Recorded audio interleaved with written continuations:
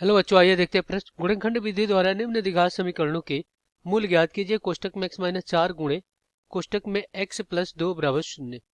तो हम क्या करेंगे, यहाँ पे मुख्य अवधारणा लिखेंगे। मुख्य अवधारणा, तो ये क्या होगा इस प्रश्न के लिए? तो सबसे पहले मानक द्विघात समीकरण ax का वर्ग प्लस bx प्लस c बराबर 0 लिखेंगे, जहाँ a बराबर नहीं होता है किसके? शून्य के।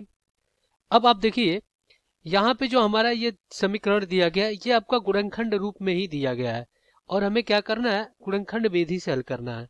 तो हम क्या करेंगे, यहाँ पे जैसे कि आपका यहाँ पे x माइनस ए और गुणे में अगर आपके पास x प्लस बी दिया हो और बराबर में 0, तो यहाँ पे हम कहते हैं कि x माइनस ए बराबर 0 या x प्लस बी बराबर 0। तो यहाँ से x का मान a आ जाता है या यहाँ से x का मान कितना जाता है, ये माइनस बी। तो इस प्रकार हम क्या करते हैं, मूल ज्ञात कर लेते हैं। तो यहाँ पे द्विघात समीकरण से कैसे गुणनखंड प्राप्त करते हैं, इसके लिए एक उदाहरण लेते हैं। चलिए मान लीजिए हमारे पास x का वर्ग माइनस 2x और माइनस कितना 8 और बराबर में 0, ये द्विघात समीकरण है।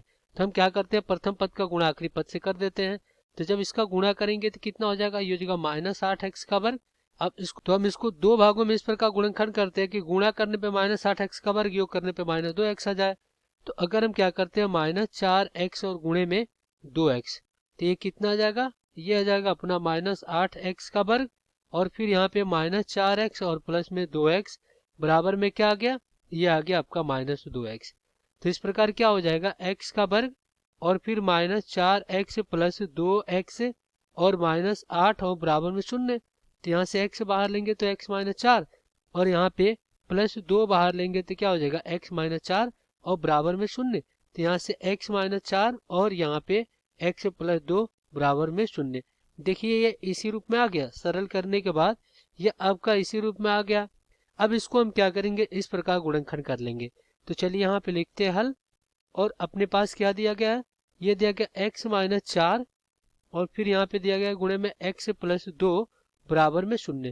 तो यहाँ पे क्या हो जाएगा, x माइनस 4 बराबर 0 या क्या हो जाएगा, x प्लस 2 बराबर में 0 हो जाएगा। तो यहाँ से x बराबर कितना आ जाएगा, 4, या यहाँ से x का मान कितना आ जाएगा, माइनस 2। तो इस प्रकार इसके मूल क्या आ गया, ये हो गया x बराबर 4 कामा माइनस 2। तो ये हो जाएगा आपका उत्तर। आशा करते हैं बच्चों ये प्रश्न आपको समझ में आया होगा। धन्यवाद।